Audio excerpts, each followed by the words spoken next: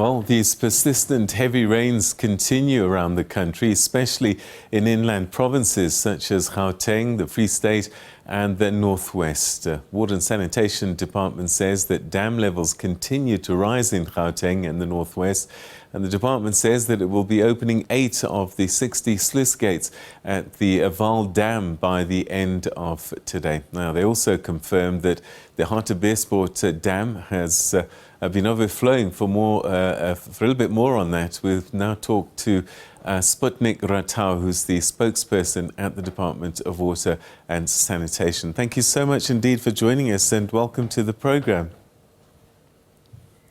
Good evening, Peter, and thank you for the opportunity, and good evening to the viewers. All right, explain to some of us who don't quite understand how these things work. What does it mean to have these sluice gates opened? What is that an indicator of?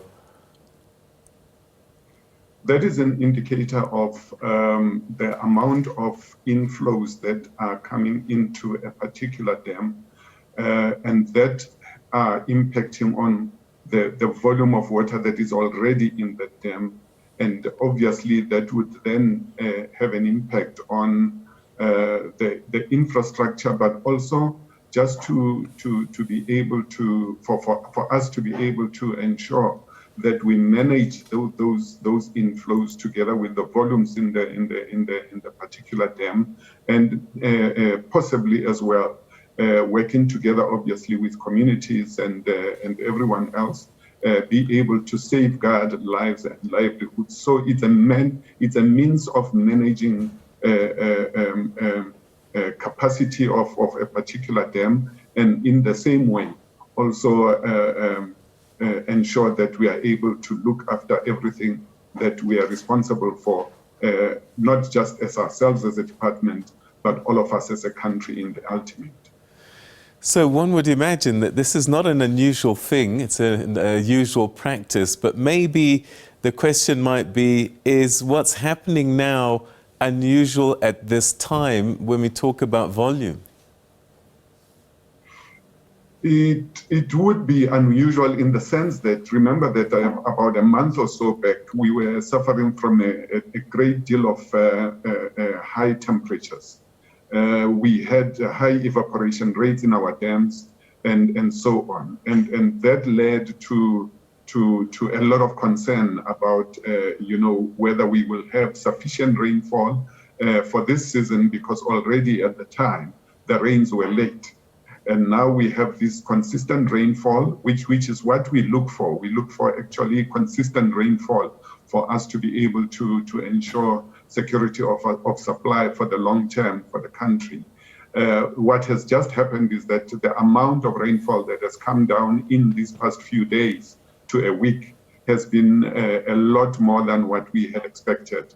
And that is why, obviously, our colleagues in the department that are responsible for hydrological services, whose work is actually on a minute-by-minute basis throughout the hours, are able to then inform the department, working together with those that are responsible for infrastructure management, to make sure that we then come to the particular decisions that would be good for the infrastructure that we are responsible for, as well as the work that we do for the good of this country. Well, let's talk about infrastructure. Last week we did a story in the Northern Cape where when it rains and floods, because of the infrastructure and the blockage to some of the drains, that flooding was now becoming more and more commonplace where it shouldn't. And I just wonder if our infrastructure across the country is up to the task of floods of this size and nature. I think the issue that you are raising is very important, that of looking at unblocking the drainage systems in the local government system, so that when these rains come, then those systems are able to do what they are meant to do, what they are built for. So it would be important from where I'm looking at it, that during the time when we do not experience rainfall, particularly in the inland provinces during the winter months, then municipalities should be expected, or rather would rather go out of their way to do a serious unblocking of those drainage systems, because we know that the rains will come. As to how much rain will come is another question, but for the country to be ready to be able to deal with those flows that would be on our roads, that would be, in the areas that we live in, and to avoid those blockages. Remember, those blockages you would find, they are due to probably sand that would have been, in those drains because of the previous rains. It could be because of foreign objects that get thrown into those systems, and so on and so forth. So it's something that needs to happen at all times, so that we can be assured that even if localized flooding happens, the impact can be mitigated against. What's on top of your list of concerns and worries as a department as these rains continue at this rate? As a department, we have a practice that we go through on an annual basis, and that is the flood preparedness. What we put together what we call the flood preparedness plan, where where from each province we look at what the possibilities are of possible flooding, not just for localized areas, but particularly where it would affect our own infrastructure. And therefore, we work together with the South African Weather Services to rather look ahead as best as possible as to what we should expect, and therefore make the necessary arrangements, including, by the way, engaging with the emergency services where we know ahead of time that we could be having heavy inflows because of the rains that might be coming. And that is why, even as we were preparing to open the 8 sluice gates at the Vaal Dam today, we were always, even in the past week,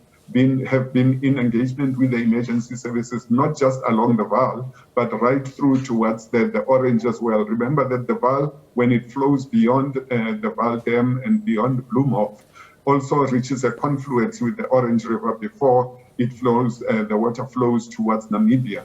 So that all of those communities, all of those municipalities, all of those emergency services have got to be on alert.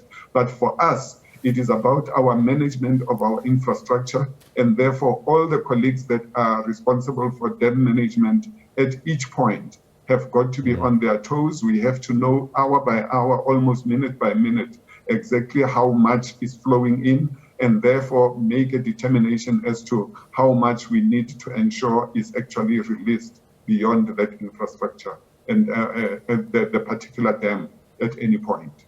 Are you confident about your state of preparedness of what might come? Because it looks like with climate change, nothing is normal anymore. Nothing is normal anymore with climate change, Peter. It is true. And that is why even the colleagues at the weather services would tell you that, what they used to be able to do by giving long-term predictions is something that is now not as possible as that, because the impact of climate change is such that the inclement weather just has a life of its own. And therefore, but what it has done is that it has sharpened the need for us to actually be on our toes, and so that we can be able to make sure that we do not experience the disasters that could emanate out of our operations. And that is why, if you look at how we release the water, it has to be informed by a number of issues that we take into considerations. And that is why I'm saying that the work of our hydrological services, as well as our infrastructure management colleagues, has got to be commended, and we really are very much dependent on them to give us that blow-by-blow information that they look at, and the decisions they come to, and the decisions that, or rather the information that then informs the decisions of the department. Mr. Ratau, we'll leave it there for the time being. Thanks very much indeed for that update today. But needless to say, perhaps we'll probably be talking again in the coming days. Thanks for your time. Thank you. All right, that's the spokesperson at the Department of Water and Sanitation talking about the state of preparedness for the department with the floods that we're seeing and these heavy rains and what the consequences might be, particularly when we think about infrastructure.